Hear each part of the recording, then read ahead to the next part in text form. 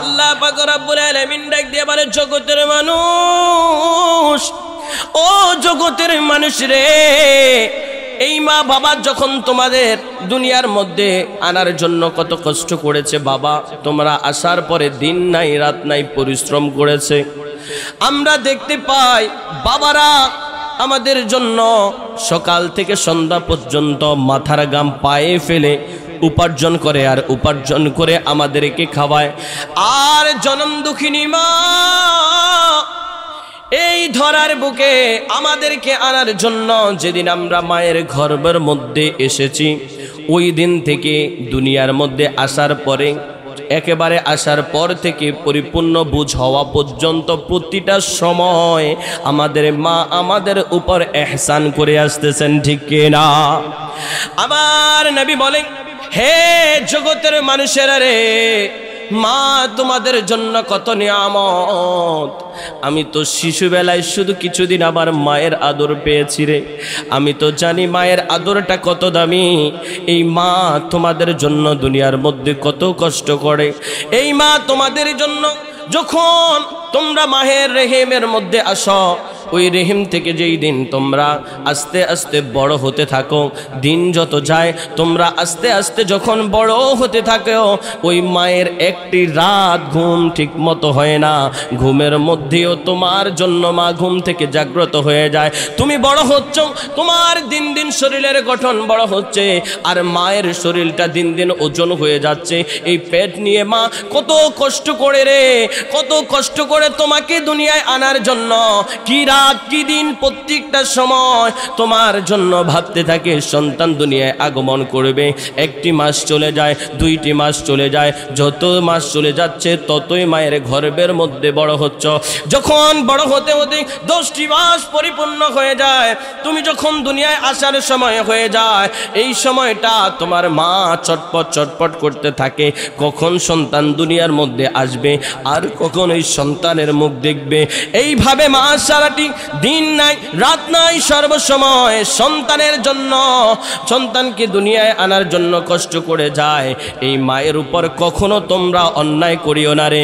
এই মা তোমাকে পেটের মধ্যে 10টি মাস লালন করেছে, এই 10টি মাসের একটি রাত তোমার মা তোমার প্রতি যতটা কষ্ট করেছে, সাইয়েদেনা আবু হুরায়রা রাদিয়াল্লাহু তাআলা আনহু বলে, আমার নবীকে, নবী গো, আমি আমার মায়ের প্রতি সদ্য ব্যবহার করে, আমার মা মুসলমান হয় নাই, আমার মায়ের জন্য আমি দোয়া করে। আমার নবী বলে, আবু হুরায়রা রে, তোমার মা মনে কষ্ট পায় এমন কোনো কথা কখনো বলিও না, কখনো এমন কাজ করিও না যেই কাজে তোমার মায়ের মনে কষ্ট যাবে। তোমার মা বিধর্মী আছে, ঠিক আছে, তাকে বুঝানো শুরু করো, আর আমি তার জন্য আল্লাহর কাছে হেদায়েতের দোয়া করে দেই, বলি সুবহানাল্লাহ। আবু হুরায়রা রাদিয়াল্লাহু তাআলা আনহু, যিনি আমার নবী পাক থেকে সর্বোচ্চ হাদিসগুলো সংকলন গ্রহণ করা, হাদিসগুলো গ্রহণ করা ব্যক্তি হযরত আবু হুরায়রা রাদিয়াল্লাহু তাআলা আনহু, তিনি এসে নবীজির কাছে বললেন, আমার মায়ের জন্য একটু দোয়া করেন, মাকে তো কত ভালোবাসি নবী গো, এই মা আমার জন্য কত কষ্ট করেছে। শিশুবেলায় আমি যখন প্রস্রাব পায়খানা করে দিয়েছি, এই মা ধুয়েছে। এই মা কখনো আমার কোনো নোংরা করার কারণে আমাকে বকা বাধ্য করে নাই। এই মা আমার জন্য কত কষ্ট করেছে নবী গো, এই মায়ের জন্য দোয়া করছি, আল্লাহর কাছে একটু দোয়া করেন, মা যেন ইসলাম কবুল করে। আমার নবী পাক সাল্লাল্লাহু আলাইহি ওয়াসাল্লাম ডাক দিয়ে বলে, এ আবু হুরায়রা, ও আবু হুরায়রা রে, যাও তুমি বাড়ির মধ্যে চলে যাও, যাওয়ার পরে দেখতে পাবে সুন্দর একটি নমুনা তোমার বাড়ির মধ্যে ঘটে গিয়েছে। আবু হুরায়রা দৌড় মেরে বাড়ির মধ্যে চলে গেল, যাওয়ার পরে দেখলো মা সুন্দর করে উজু করে সুন্দর কাপড় পবিত্র হয়ে বসে আছে, বসে বসে আমার আল্লাহর জিকির, আমার নবীর দরুদ পড়ে, বলি সুবহানাল্লাহ, চিৎকার দিয়ে বলি সুবহানাল্লাহ। মায়ের জন্য দোয়া করেছে আল্লাহর কাছে, আল্লাহ এই মা আমার জন্য কত কষ্ট করেছে, এই মা জাহান্নামে যাক এটা আমি সহ্য করব না, আল্লাহ গো মাকে ইসলামের জন্য কবুল করো।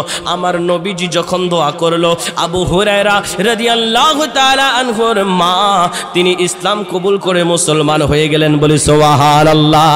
মায়ের প্রতি এত ভালোবাসা আবু হুরায়রা রাদিয়াল্লাহু তাআলা আনহু ছিল। হযরত আব্দুল্লাহ ইবনে ওমর রাদিয়াল্লাহু তাআলা আনহুর একটি ঘটনা, এক ব্যক্তি এসে বলে, হে আব্দুল্লাহ ইবনে ওমর, হে আমিরুল মুমিনিন ওমর রাদিয়াল্লাহু তাআলা আনহুর ছেলে, হে আব্দুল্লাহ আপনার কাছে আরজ করছি গো, আমি আমার মাকে অনেক ভালোবাসি। আমার মাকে ভালোবেসে আমার মা বৃদ্ধ হয়ে গিয়েছে, ওই মাকে আমি কাঁধের মধ্যে করে আমি আমার পুরো হজের কার্যক্রমগুলো সম্পন্ন করেছি। হজ করেছি, মাকে নিয়ে তাওয়াফ করেছি, সাফা মারওয়া সাই করেছি, সব কিছু করে আমি হজের কার্যক্রম শেষ করলাম। আমি কি আমার মায়ের যতগুলো আমার প্রতি পাওনা হক আছে সেটা আদায় করতে পেরেছি কিনা? হযরত সাইয়েদনা আব্দুল্লাহ ইবনে ওমর রাদিয়াল্লাহু তাআলা আনহু ডাক দিয়ে বলে, হে আমার ভাইরে, ও ভাই শুনে নাও, তুমি যতটুকু করেছো, তোমার মা যে তোমাকে গর্ভের মধ্যে লালন করেছে, একটি রাত যে কষ্ট করেছে, সেই একটি রাত কষ্টের পরিশ্রমের মাত্রাও তুমি শেষ করতে পারো নাই। বলো আল্লাহু আকবার। কি করেছে? মাকে কাঁধের মধ্যে, বৃদ্ধ মাকে কাঁধের মধ্যে নিয়ে কি করেছে? সেই 7 বার পবিত্র কাবা শরীফ তাওয়াফ করেছে, 7 বার সাফা মারওয়া সাই করেছে, পুরো হজ্জের কাজ মাকে কাঁধে নিয়ে করেছে। যারা হজ করতে যায় তারা বুঝতে পারে, এই যখন তাওয়াফগুলো করা হয়, তারপর তাওয়াফের মধ্যে তেমন কষ্ট বেশি না হলেও যখন কি করে সাফা মারওয়া সাই করে, শরীরটা অনেক একেবারে দুর্বল হয়ে যায়। কারণ সাফা মারওয়া সাই করার সময় শরীরটা অনেক কষ্টসাধ্য। তখন যদি কারো বোঝা থাকে অথবা কেউ যদি আপনার কাঁধে থাকে, আরো কত কষ্ট হবে।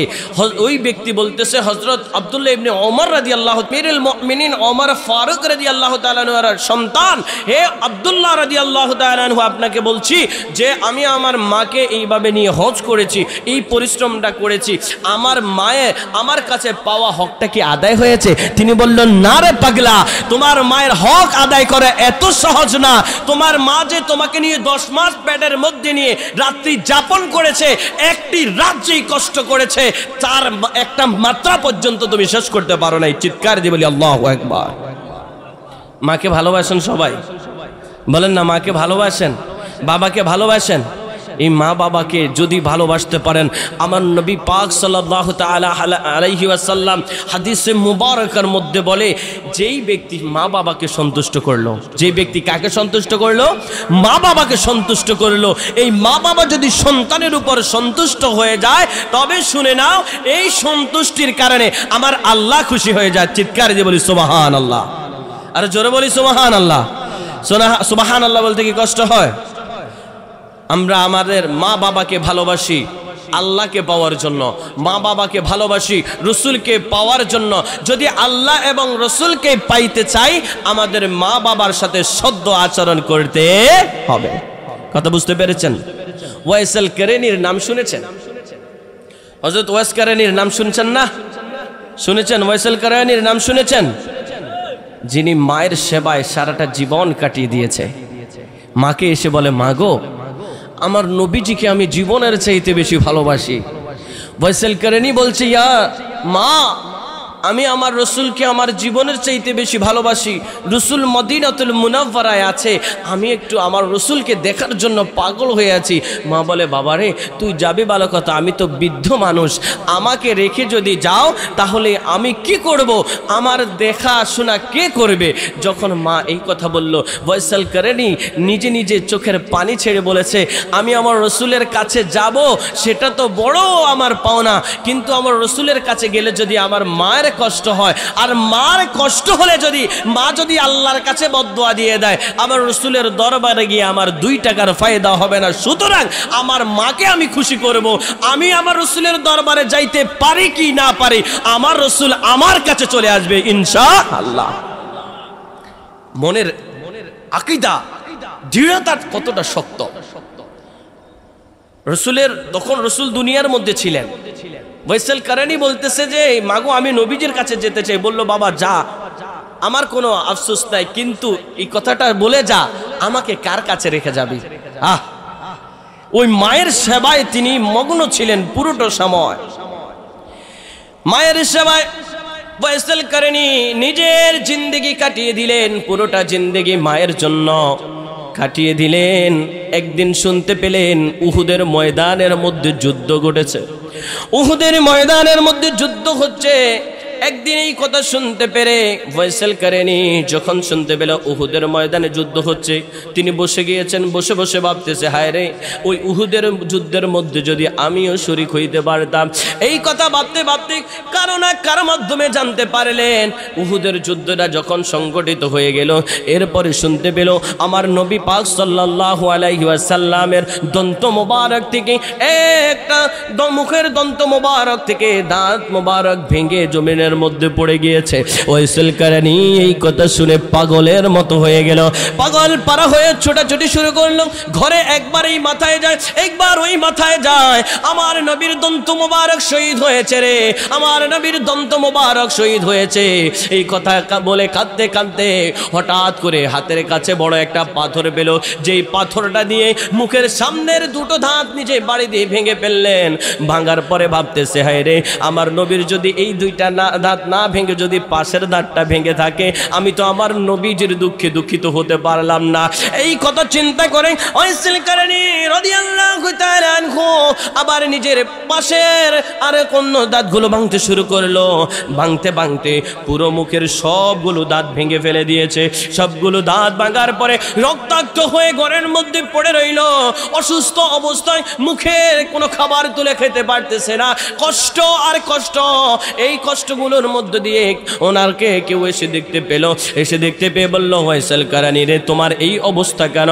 বলল, আমি শুনতে পেলাম সেই উহুদের যমনের মধ্যে আমার রাহমাতাল লিল আলামিন আমার নবী পাক সাল্লাল্লাহু আলাইহি ওয়াসাল্লাম যুদ্ধ করেছে। যুদ্ধের মধ্যে আমার নবীজির দন্ত মোবারক শহীদ হয়েছে। ওই দন্ত মোবারক শহীদ হওয়ার কারণে আমি ফয়সাল কারনী নিজেকে সহ্য করতে পারি নাই। আমি আমার সামনের দাঁত ভেঙে ফেলেছি। সামনের দাঁত ভাঙার পরে আমি চিন্তা করলাম, পাশের দাঁতগুলো যদি আমার নবীর ভেঙে থাকে, ওই দাঁতটা ভাঙার পরে নবী যেন কত কষ্ট পেয়েছে। আবার পাশের দাঁত থেকে উপর এবং নিচের সবগুলো দাঁত আস্তে আস্তে করে সবগুলো দাঁত আমি ভেঙে ফেলেছি, কারণ আমি জানি না কোন দাঁতটা আমার নবীর ভেঙেছে রে। আমার নবীজি কষ্ট পেয়েছে, আমি সইতে পারি না। মায়ের সেবা করতে করতে নবীজির দরবারে যেতে পারি নাই, নবীজির দরবারে যেতে পারি নাই, উহুদের যুদ্ধে শরীক হতে পারে নাই। কিন্তু এই মন বলে আমার নবী আমার জন্য আমাকে ভালোবেসে ফেলেছে রে, আমার নবী আমার কাছে আসবে আসবে। এই কথা বলতে বলতে নিজের মুখ দিয়ে যখন লালা ঝরে পড়তেছিল, সারা শরীরের মধ্যে যেই জামা ছিল জামাটা রক্তে একেবারে রক্তাক্ত হয়ে গেল। ফয়সাল কারনী এই জন্য যেদিন এইভাবে রক্তাক্ত হয়ে কেঁদেছিল, আমার নবীজি সে মদিনাতুল মুনাওয়ারা থেকে খবর পাইল ফয়সাল কারনী নামে নবীর এক প্রেমিক নবীজির দন্ত মোবারক শহীদ হয়েছে। শুনে সবগুলো দাঁত ভেঙে ফেলেছে। আমার নবী ডাক দিয়ে বলে, হে আমার ওমর, হে আমার আলী রে, শুনে নাও তোমরা। আমার এক পাগল প্রেমিক আছে, সে ইয়ামেনের মধ্যে, কারণ শহরের মধ্যে আমার ওই প্রেমিক আমার কষ্টের কথা শুনে দন্তগুলো ভেঙে ফেলেছে রে। ওই পাগলার সম্পর্কে শুনে নে, সে তার মাকে এত বেশি ভালোবাসে, মায়ের কষ্ট হবে, মাকে কষ্ট দিয়ে আমার কাছে আসতে চায় নাই। ওই মায়ের কষ্ট যেন না হয়, তার মা তো আল্লাহর কাছে দোয়া করেছে, তার দোয়া আল্লাহর কাছে কবুল হয়েছে। হে আমার সাহাবীরা, শুনে নাও রে, ওই ফয়সাল কারনীকে যখনই তোমরা দেখবা, আমার শরীরের এই জুব্বা মোবারকটা দিয়ে দিও। বলি সুবহানাল্লাহ, আরো জোরে বলি সুবহানাল্লাহ। আমার নবী বলে, হে আমার আলী, হে আমার ওমর, যখনই ফয়সাল কারনীর সাথে তোমার দেখা হয়ে যাবে, দেখা হওয়ার পরে আমার জুব্বাটা তাকে দিয়ে বলবা, আমার নবীজি বলেছে নবীজির গুনাহগার উম্মত গুলোর যেন আল্লাহর কাছে দোয়া করে, নবীজির গুনাহগার উম্মত গুলোকে যেন আল্লাহ মাফ করে দেয়, নবীজির উম্মতের জন্য যেন আল্লাহর কাছে দোয়া করে। বলি সুবহানাল্লাহ। আমার নবীজি সাল্লাল্লাহু আলাইহি সাল্লাম সেই ফয়সাল কারনী রাদিয়াল্লাহু তাআলা আনহুর জন্য জুব্বা মোবারক পাঠিয়ে দিলেন এবং সাহাবায়ে কেরাম সাইয়েদনা ওমর এবং আলী রাদিয়াল্লাহু তাআলা আনহুকে বলে দিল, যখনই দেখা হবে আমার সালাম তাকে দিও। সুবহানাল্লাহ বলেন। নবীজি সালাম দিচ্ছে, নবীজি বলতেছে ফয়সাল কারনীকে আমার সালাম দিবে এবং সালাম দেওয়ার পরে আমার পক্ষ থেকে তাকে সালাম দেওয়ার পরে আমার এই জুব্বাটা তাকে দিয়ে দিবে। আমি তাকে হাদিয়া তোহফা হিসেবে দিলাম, এই জুব্বাটা তার জন্য আমি রেখে দিয়েছি। বলি সুবহানাল্লাহ। মায়ের সেবায় যদি নিজের জীবন গঠন করতে পারেন, বাবার সেবায় নিজের জীবন যদি গঠন করতে পারেন, আপনার খুশি, আপনার খুশিতে আপনার মা বাবা খুশি, মা বাবার প্রতি সদয় আচরণ করার কারণে আল্লাহ খুশি, আল্লাহ খুশি, রসুল খুশি, আল্লাহ রসুল যখন আপনার উপর খুশি, দুনিয়া আখিরাত দুটোই আপনার কদমের মধ্যে ঝুঁকে পড়বে ইনশাআল্লাহ। আমরা নবীজিকে ভালোবাসি তো, আল্লাহকে ভালোবাসি তো। যদি আল্লাহকে ভালোবাসি, নবীজিকে ভালোবাসি, তাহলে আমরা বেশি বেশি করে আমাদের মা বাবার খেদমত করতে হবে। এক সাহাবী এসে বলে, নবী গো, যুদ্ধের মধ্যে যেতে চাই। নবী পাক সাল্লাল্লাহু আলাইহি ওয়াসাল্লাম যুদ্ধের জন্য নাম লিস্টি করতেছে। যুদ্ধের মধ্যে সাহাবায়ে কেরামকে বলতেছে, কে কে যাইবা?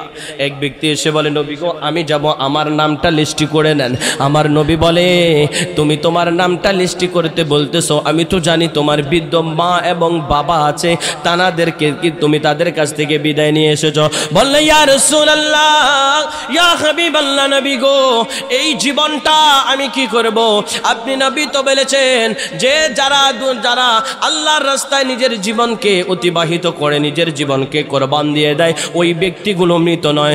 আপনি নবী তো বলেছেন যে ব্যক্তি আল্লাহর রাস্তায় নিজের জীবনকে অতিবাহিত করে, আল্লাহর রাস্তায় শহীদ হয়ে যায়, এই ব্যক্তিগুলো কখনো মৃত নয়, এরা কবরের মধ্যে জিন্দা থাকে। নবী গো, আমার মনে চায় আমি আল্লাহর রাস্তায় নিজের জীবনটাকে বিলীন করে দেব, আল্লাহর রাস্তায় নিজের জীবনটাকে বিলীন করে দিয়ে আমি আমার আল্লাহর সন্তুষ্টি অর্জন করে আমি সেই জান্নাতের মধ্যে চলে যাব। আমার নবী ডাক দিয়ে বলে, হে আমার সাহাবী রে, ও আমার সাহাবী, আমি জানতে পারলাম তোর ঘরের মধ্যে তোর বৃদ্ধ মা এবং বাবা আছে রে। তুই তো আমার কাছে এসেছিস তোর জান্নাতের জন্য, তুই জান্নাত কি নিবি আমার কাছ থেকে? ঘরের মধ্যেই তো বড় জান্নাত রেখে এসেছিস। বলি সুবহানাল্লাহ। নবীজি বলে, তাহলে তুমি আজকে আমাদের যুদ্ধের মধ্যে অংশগ্রহণ করবে না, তুমি তোমার মা বাবার খেদমতের মধ্যে চলে যাও। যদি সেই জায়গার মধ্যে মা বাবার খেদমত করে তোমার পুরো জিন্দেগিটা কাটিয়ে দিতে পারো, এই জিন্দেগি কাটানোর কারণে আমার আল্লাহ রব্বুল আলামিন তোমার উপর সন্তুষ্ট হয়ে যাবে, আমার আল্লাহ তাআলা তোমাকে শহীদি মর্যাদা দান করবে। বলি সুবহানাল্লাহ। আর জোরে বলি সুবহানাল্লাহ। আমরা সবাই মা এবং বাবাকে ভালোবাসি কি বাসি না? সবাই আমরা মা এবং বাবাকে জীবন দিয়ে ভালোবাসবো ইনশাআল্লাহ। ঈদে মিলাদুন নবী, নবী পাক সাল্লাল্লাহু আলাইহি সাল্লামের আগমনে ঈদ, আমরা সবাই জানি তো। ঈদ মানে হলো আনন্দ। ঈদের সংজ্ঞা যদি দিতে যাই, সহজ ভাষায় বলতে গেলে যেই আনন্দটা ঘটে একবার, যে আনন্দটা কি ঘটে একবার, ফিরে আসে বারবার, ফিরে আসে যতবার, আনন্দ লাগে ততবার, সেটাই ঈদ। আমার নবীজি দুনিয়ার মধ্যে আগমন করেছেন জন্মদিন একটা, ওই দিন আগমনে সারা বিশ্ব খুশি হয়েছে। যখনই বছরগুলো ওই সময়টা আসে সবার মধ্যে আনন্দ লাগে, এটাকেই বলা হয় ঈদে মিলাদুন নবী। বলি সুবহানাল্লাহ। কথা বুঝতে পেরেছেন? যে নবী পাক সাল্লাল্লাহু আলাইহি ওয়াসাল্লামের ঈদে মিলাদুন নবী আমরা সহজ ভাষায় বুঝে গেলাম কি? প্রথমত ঈদের সংজ্ঞা তো আমরা বুঝলাম, যেটা আসে ঘটে একবার, খুশি লাগে বারবার, খুশি লাগে ততবার, এটা বারবার ঘুরে আসার পরে যতবার জিনিসটা মনে হলে আনন্দ লাগে, এটাকেই বলা হয় ঈদ। আর নবীজির আগমন ঘটেছে একবার, আর যখনই এই আগমনের কথা আমাদের স্মরণে আসে তখনই আনন্দ লাগে, এটাকে বলা হয়েছে ঈদে মিলাদুন নবী, নবীজির আগমনের ঈদ। বলি সুবহানাল্লাহ। নবীজির আগমনে আমরা খুশি না বেজার? বলেন না, খুশি না বেজার? তো নবীজির আগমনে যদি আমরা খুশি হই, আমরা যদি নবীজির আগমনে খুশি হই, আর যদি কারো মনের মধ্যে কষ্ট আসে, আমাদের কিছু যায় আসে না। কারণ আমার নবী রাহমাতাল লিল আলামিন যেদিন এই ধরার বুকে তাশরিফ এনেছেন, নবীজি দুনিয়ায় আসবেন, মা আমেনার ঘর মোবারকের মধ্যে চারজন রমণী উপস্থিত হয়ে গেল। হযরত হাওয়া, মারিয়াম, হাজরা, আসিয়া, চারজন জান্নাতি রমণী এসে আমার নবীর মাকে আহলান ওয়া সাহলান জানিয়েছেন।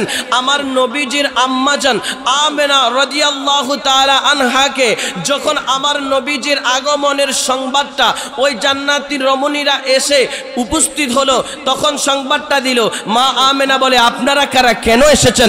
বলল, আমরা আল্লাহর পক্ষ থেকে জান্নাত থেকে এসেছি, আমার আল্লাহ আমাদেরকে পাঠিয়েছে। আজকে রাহমাতাল লিল আলামিন নবীজি দুনিয়ায় আগমন করবেন। ওই নবীজির আগমনে আমরা আমাদের কোল মোবারকে আমার নবীকে নিব। চিৎকার দিয়ে বলি সুবহানাল্লাহ, আরে জোরে বলি সুবহানাল্লাহ। নবীজির আগমনে আমরা খুশি না বেজার? নবীজির আগমনে খুশি হয় না এমন তো কেউ পৃথিবীর মধ্যে আছে বলে আমার মনে হয় না, একমাত্র ইবলিস ব্যতীত। কারণ ইবলিস তো আমার নবীজির আগমনে খুশি হতে পারে নাই, কারণ তার শয়তানিয়াত ধ্বংস। শয়তানিয়াত যখন ধ্বংস হয়ে যায় তখন তো সে খুশি হবে না। সম্মানিত হাজিরিন, আলোচনা করছি মহান আল্লাহ পাক রব্বুল আলামিন এই দুনিয়ায় আমাদেরকে পাঠিয়েছেন আমার নবীজির উসিলায়। আল্লাহ তাআলা আমাদের নবীর উসিলায় দুনিয়ায় পাঠিয়েছেন, আর জানাদের মাধ্যমে এই দুনিয়ায় আমার নবী পাক সাল্লাল্লাহু আলাইহি সাল্লামের উসিলায় জানাদের মাধ্যমে দুনিয়ার মধ্যে এসেছি। এনারা দুইজন হলো, একজন আমাদের মা, একজন হলো বাবা। ঠিক কিনা বলেন না? ঠিক কিনা? নবীজিকে মানি তো, আল্লাহকে মানি তো। আল্লাহকে যদি মানি, আল্লাহ রাব্বুল আলামিন পবিত্র কালামে ফাকের সূরা বনি ইসরাঈলের মধ্যে ডাক দিয়ে বলে, ও জগৎবাসীরা, ওয়া ক্বাদা রাব্বুকা আল্লা তা'বুদু ইল্লা ইয়্যাহু ওয়া বিল ওয়ালিদাইনি ইহসানা। বলি সুবহানাল্লাহ। আমার আল্লাহ পাক রব্বুল আলামিন মহা পবিত্র কোরআনে পাকের মধ্যে সূরা বনি ইসরাঈলের মধ্যে ডাক দিয়া বলে, জগতের মানুষেরা রে, ওয়া ক্বাদা রাব্বুকা আল্লা তা'বুদু ইল্লা ইয়্যাহু ওয়া বিল ওয়ালিদাইনি ইহসানা। বলি সুবহানাল্লাহ। আমার আল্লাহ পাক রব্বুল আলামিন ডাক দিয়া বলে, ও জগতের মানুষেরা রে, ও জগতের মানুষেরা শুনে নাও, আমি আল্লাহ রাব্বুল আলামিন তোমাদেরকে জানাদের মাধ্যমে এই দুনিয়ার বুকে পাঠিয়েছি। জানাদের মাধ্যমে তোমরা দুনিয়ায় আগমন করেছো। ওই মা বাবার প্রতি সদ্য আচরণ করা, ওই মা বাবার প্রতি সঠিক ব্যবহার করা, এটা আমি আল্লাহ রাব্বুল আলামিন তোমাদের জন্য ফরজ করে দিয়েছি। সুতরাং ওই মা বাবার সাথে উত্তম আচরণ, উত্তম ইহসানের সাথে কথা বলিবে। বলি সুবহানাল্লাহ। মা কেন এত দামি জানি না সকলে, বলেন মা কেন এত দামি জানি না সকলে। জানতো যদি পড়তো দেখে কোরআন হাদিস খোলে, জানতো যদি পড়তো দেখে কোরআন হাদিস খোলে। একটি হজের সওয়াবে মিলে, একটি হজের সওয়াবে মিলে, মাকে একবার দেখিলে। মা কেন এত দামি জানে না সকলে, মা কেন এত দামি জানে না সকলে। জানতো যদি পড়তো দেখে কোরআন হাদিস খোলে। আমরা সবাই মা এবং বাবাকে জীবন দিয়ে ভালোবাসবো শুধুমাত্র আল্লাহ এবং আল্লাহ রসুলকে পাওয়ার জন্য। ঠিক না? নবী পাক সাল্লাল্লাহু তাআলা আলাইহি ওয়াসাল্লামকে যদি ভালোবাসি, আল্লাহকে পাওয়া হয়ে যায়। আমার আল্লাহ তাআলা পবিত্র কোরআনে পাকের মধ্যে ডাক দিয়ে বলেন, কুল ইন কুনতুম তুহিব্বুনাল্লাহ ফাত্তাবিউনি ইউহিব্বুকুমুল্লাহ ওয়া ইয়াগফির লাকুম যুনুবাকুম ওয়াল্লাহু গফুরুর রহিম। বলি সুবহানাল্লাহ। আল্লাহ পাক রব্বুল আলামিন আমার নবী পাক সাল্লাল্লাহু আলাইহি ওয়াসাল্লামের উপর মহাপবিত্র গ্রন্থ কোরআন অবতীর্ণ করলেন। কোরআন অবতীর্ণ করে নবীকে বলতেছেন, নবী গো, জগতের মানুষকে জানিয়ে দেন, তারা যদি আপনাকে ভালোবাসতে চায়, তারা যদি আমি আল্লাহকে ভালোবাসতে চায়, আমি আল্লাহকে পেতে চাই, তারা যেন আপনি নবীর অনুসরণ অনুকরণ করে।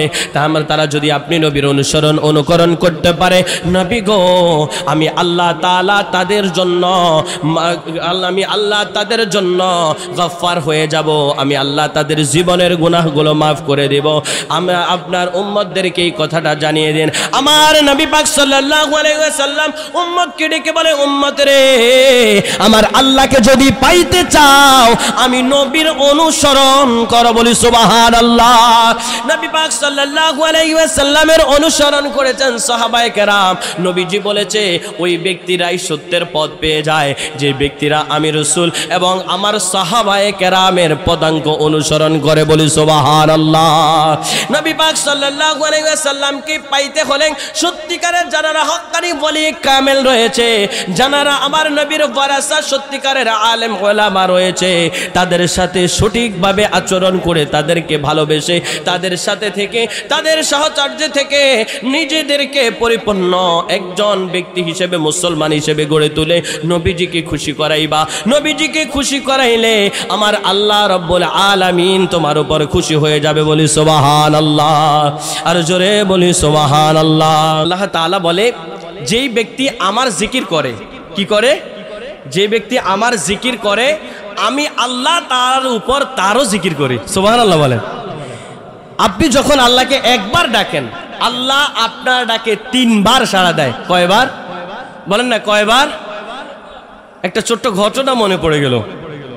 এক ব্যক্তি, সে মুসলমান হয় নাই, ইয়াহুদি ছিল। ইয়াহুদি ব্যক্তিটা সব সময় তার নিজের জন্য সে যাকে খোদা হিসেবে মানে অথবা তারা যাদেরকে অনুসরণ করে তাদের কথাই সবসময় যুক্ত থাকে। তো তাদের একটা নাম ছিল, যে কোনো একটা নাম ছিল, স্মরণ আসতেছে না। তো সে একদিন জপতে ছিল, তার কথাটা জপতে জপতে হঠাৎ করে বলতে পেরল যে আহাদ আহাদ আহাদ, যেটা আমার আল্লাহ রাব্বুল আলামিনের একটা সুন্দর নাম, বলি সুবহানাল্লাহ।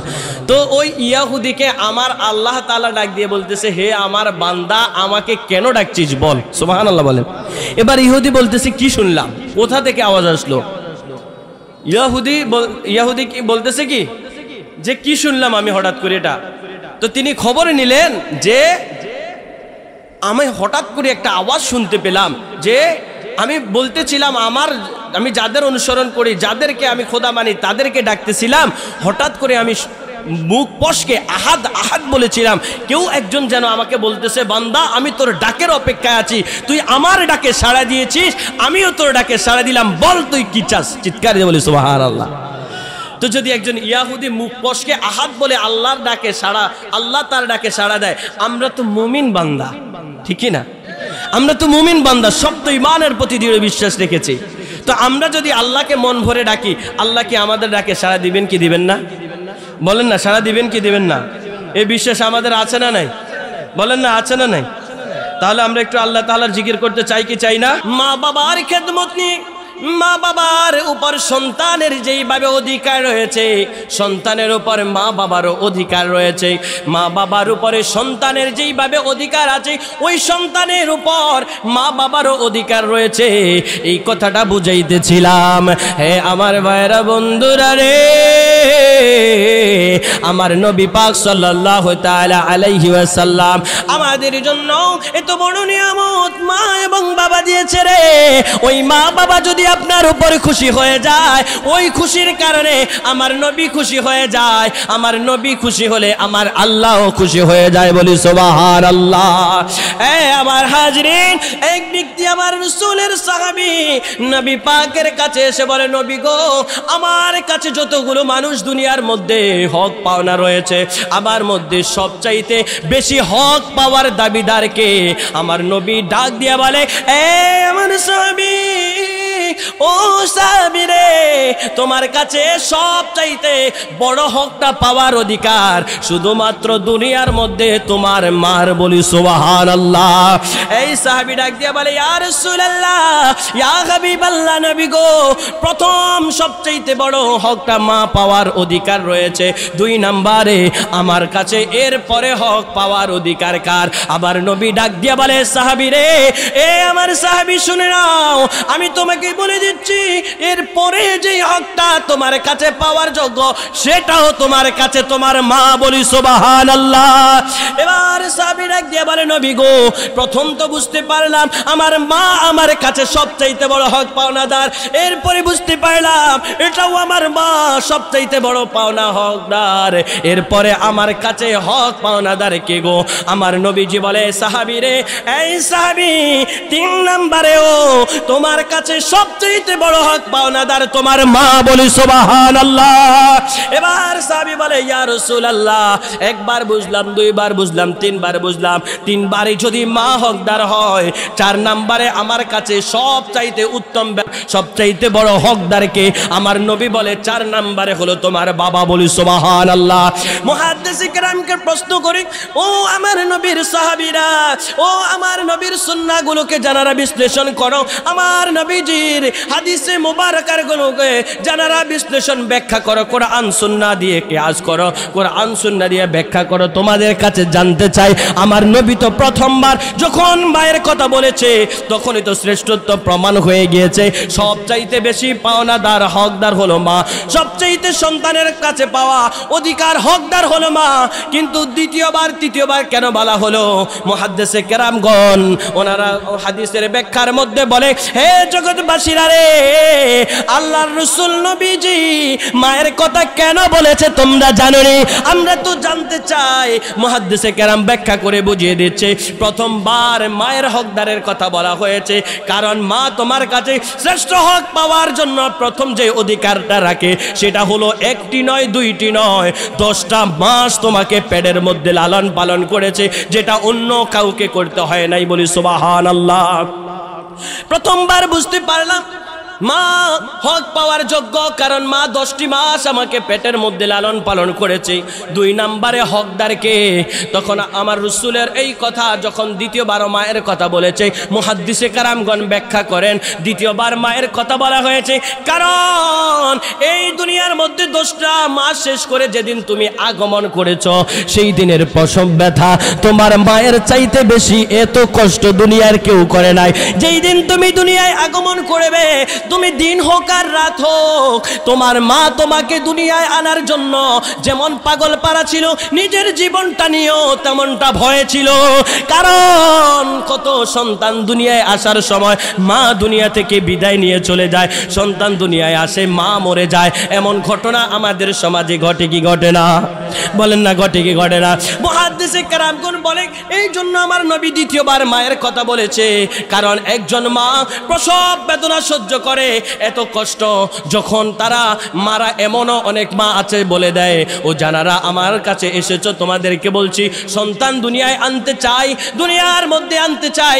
কিছু কিছু জায়গায় ডাক্তাররা বলে আপনার 2টা আপনার কাছে অপশন রয়েছে, একটা হলো আপনি হয়তো গাছ বাঁচান নয়তো বাচ্চা বাঁচান, বলে কি বলে না?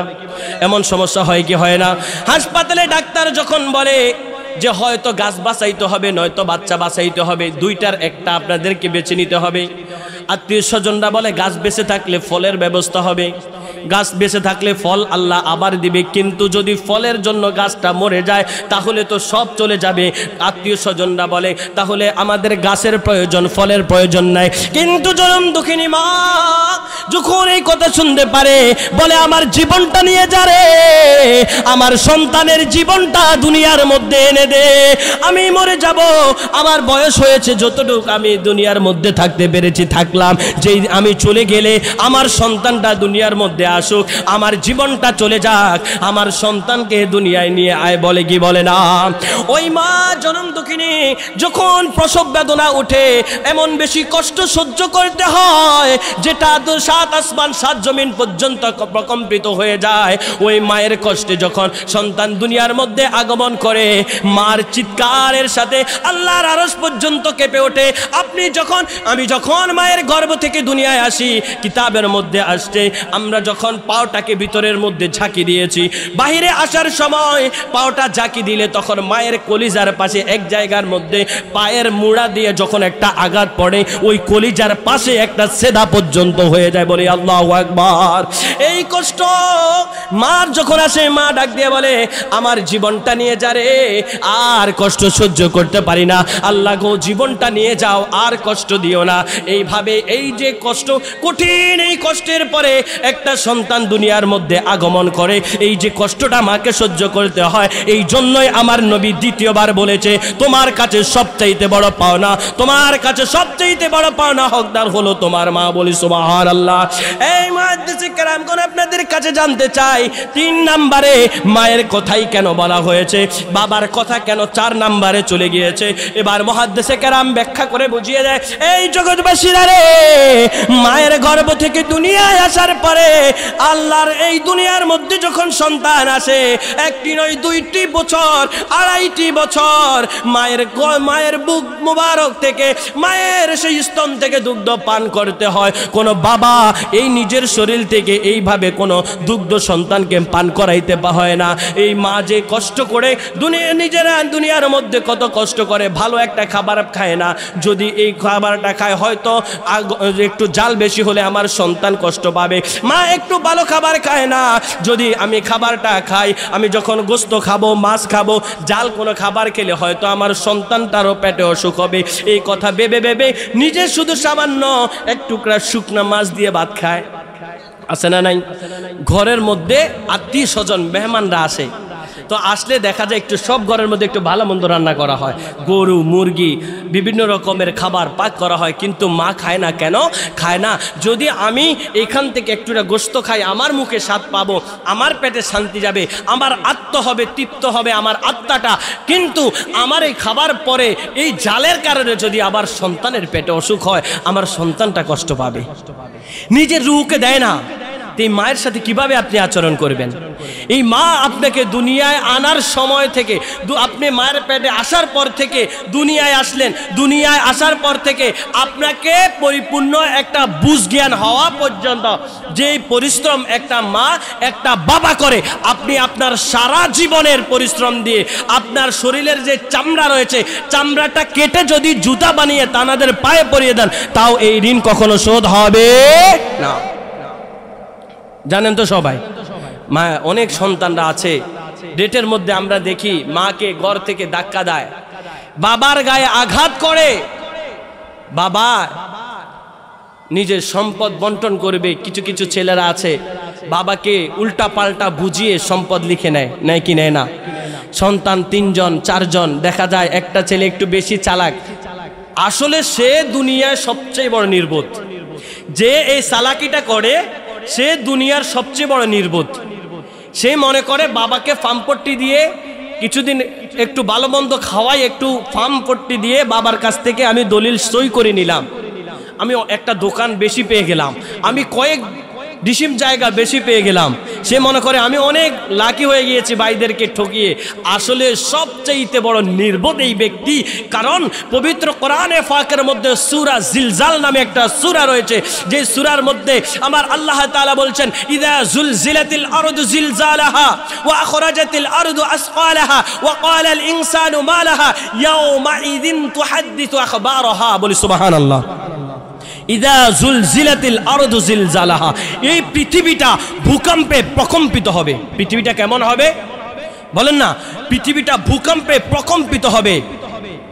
এরপরে বলতেছে ইযা জুলজিলাতিল আরদু জিলজালাহা ওয়া আখরাজাতিল আরদু আসকালাহা, এই জমিনের নিচে যত সম্পদ, যত আপনার স্বর্ণ অলংকার, যত কিছু জমিনের নিচে আছে সব ঠেলে ঠেলে বের করে দিবে। ওয়া ক্বালাল ইনসানু মা লাহা, মানুষ বলবে এর কি হলো, এ এমন করছে কেন, এর কি হলো, এ এমন করছে কেন?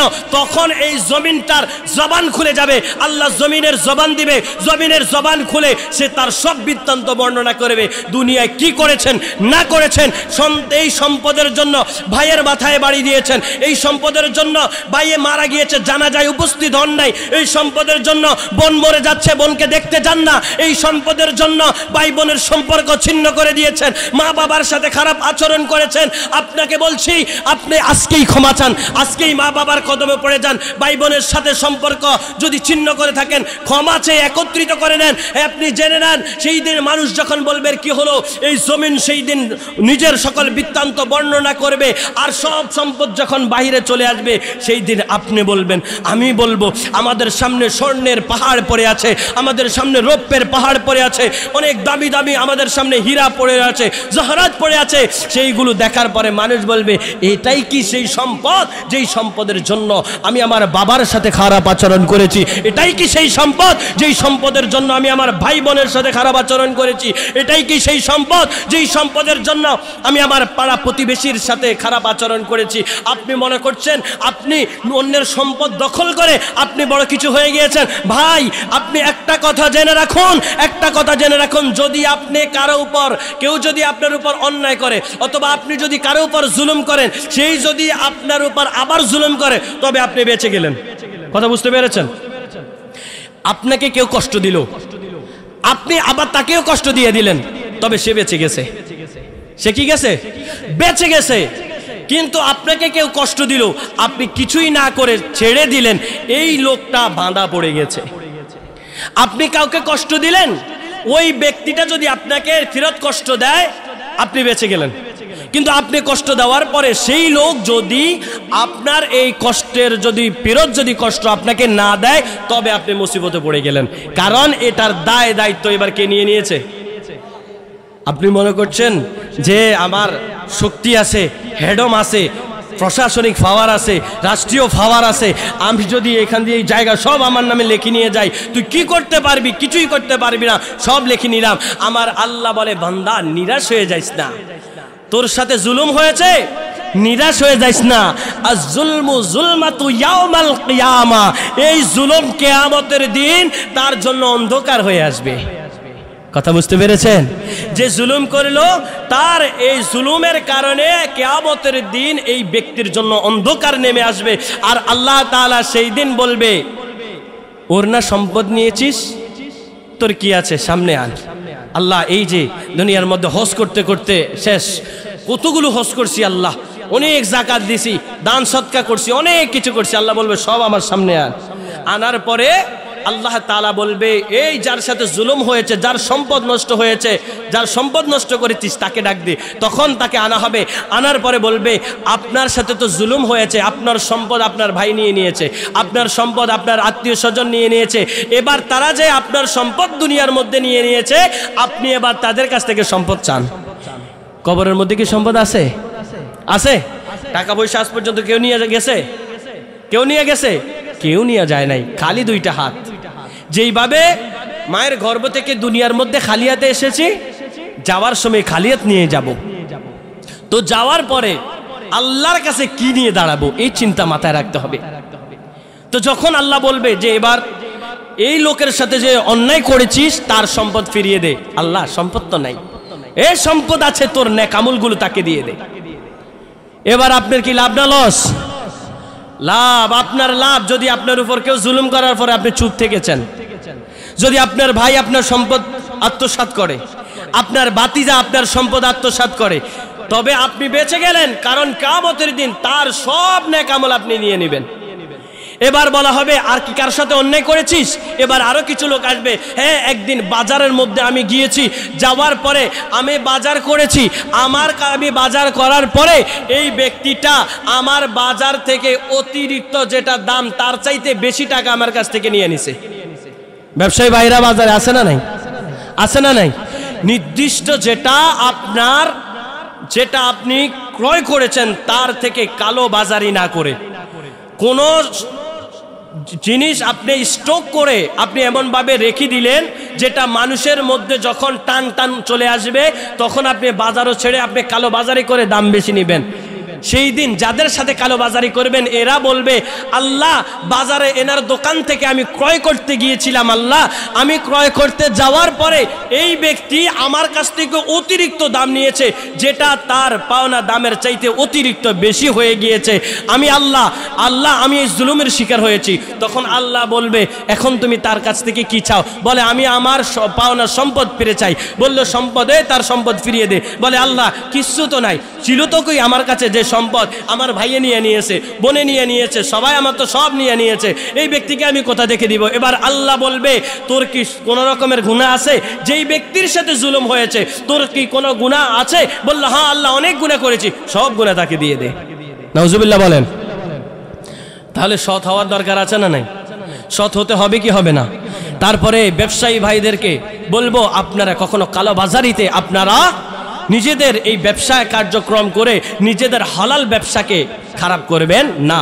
এরপর আপনাদেরকে বলে দিচ্ছি, যারা দোকানপাট থেকে খান, রাসূল পাক সাল্লাল্লাহু তাআলা আলাইহি ওয়াসাল্লাম হাদিসে মুবারাকার মধ্যে বলেছেন, রাসূল সাল্লাল্লাহু আলাইহি ওয়াসাল্লাম বলেছেন, একজন ব্যক্তির মধ্যে যদি 3টা অথবা 4টা, তার মধ্যে 4টার যদি একটা খাসালত পেয়ে থাকে সেই ব্যক্তি মুনাফিক। সে ব্যক্তি কি বলেন না? সে ব্যক্তি কি? 1 নম্বরে কথায় কথায় মিথ্যা বলে, 2 নম্বর আমানতের খেয়ানত করে, 3 নম্বরে ওয়াদা ভঙ্গ করে, 4 নম্বরে কথায় কথায় গালাগালি করে। এই 4টা খাসালাতের যদি একটা খাসালত আপনার মধ্যে থাকে, আমার নবীজি সাল্লাল্লাহু আলাইহি ওয়াসাল্লাম বলেছেন, ইন্নাল মুনাফিকিনা ফিদ দারকিল আসফালি মিনান নার, জাহান্নামের সর্বনিম্ন স্তরে আপনাকে ফেলা হবে, কারণ আপনি মুনাফিকের কাতারে পড়ে গেলেন। এখন আপনাকে বলছি, বাজারের মধ্যে দোকান থেকে আপনি ক্রয় করলেন, মুদি দোকান থেকে আপনি বললেন যে ভাই আমি আপনার কাছ থেকে প্রতি 1 মাস খাবো, 1 মাস শেষ হলে তারপরে আমি আপনাকে আপনার 1 মাসের টাকা দিয়ে দেব। এইভাবে আপনি কি করলেন? খাইলেন, খাওয়ার পরে এই মাস শেষ হলো, তার টাকা না দিয়ে আরেক দোকানে চলে গেলেন। আছে না নাই?